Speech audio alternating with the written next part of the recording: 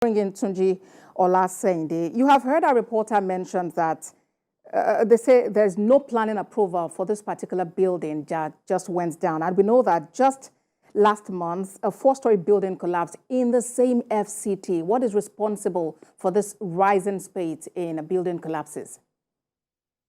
Thank you, Abotede. The first thing I would like to say is condolences to those people who lost their life in that building collapse. We pray that God will bring succor to their family. But quickly going into it, and there are a couple of factors that contribute to building collapse. And then one of those key factors that contributes to it is poor construction materials. If we are going to solve this problem as a nation, it is time for us to sit down, stakeholders to sit down, come together, and have a real conversation that really will bring forth solutions. It's time we stop blaming this or blaming that, blaming the engineers, blaming the developers only. I'm not saying that the developers and the engineers don't have a role to play. I'm not saying that the experts, the structural engineers, the civil engineers who were part of that construction or that building don't have a role to play. But it goes beyond that. Don't forget that before people can build, there are materials that they have to use for these buildings. And then some of these materials that they have to use, how are the government agencies also checking the standard of these materials?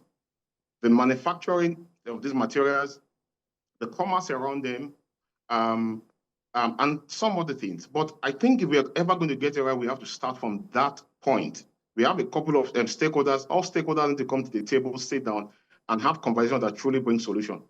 And when I say material, what do I say? There are some, as I'm a developer, there are a couple of materials that we use right now that you have to go above and beyond to get quality. Take, for example, iron rod.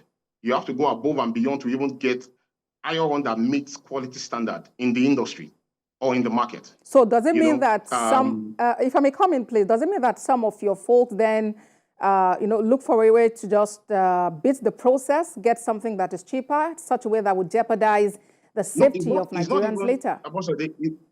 It's not even about getting something that is cheaper.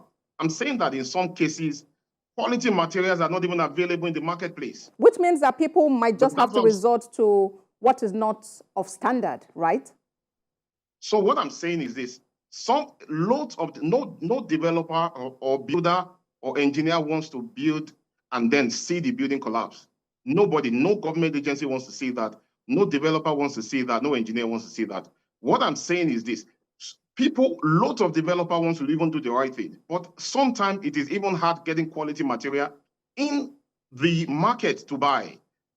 And sometimes another issue is the issue of cost.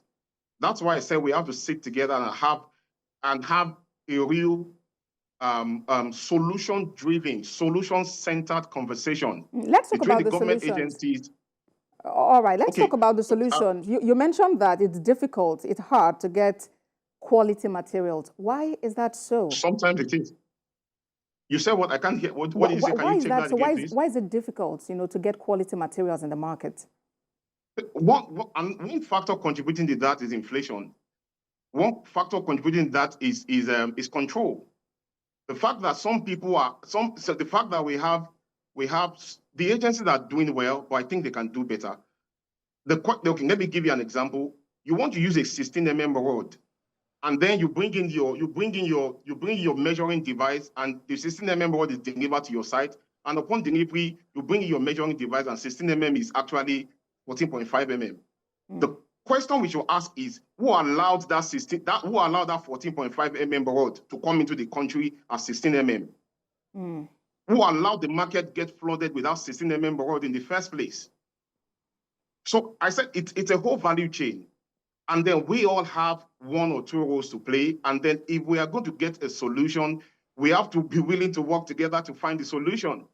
So it's not just about the developers, it's not just about the experts, it's not about just the engineer. It's also about the agencies, it's about the commerce around the materials, it's about the manufacturing of the materials, it's about the integrity of the materials being used to construct. It's also, and if we can tie this up, we can also tie all of this up to cost control, we can try all of this up to conversion around cost. We can also tie this up to inflation. If the gentleman who needs to bring in X material from X country can't get dollars to bring in those materials, he will definitely find other shoddy, or if he needs to bring in the material and then the material that he needs to bring in, he doesn't have enough to bring in the materials, he might be looking for other shoddy ways to bring in the material, but bring in cheaper quality. All right, Mr. And Olaseinde. there's nobody. Yes. I very much understand your passion about this, you know. And then, you know, some live pictures were showing just beside you there from the scene of the incident, where first responders are just trying to see what they can salvage from that. I must sincerely appreciate you for talking to us at this time. Tunji Olaseinde is the Managing Director, Gate and Carter. Thanks again. Thank you so much.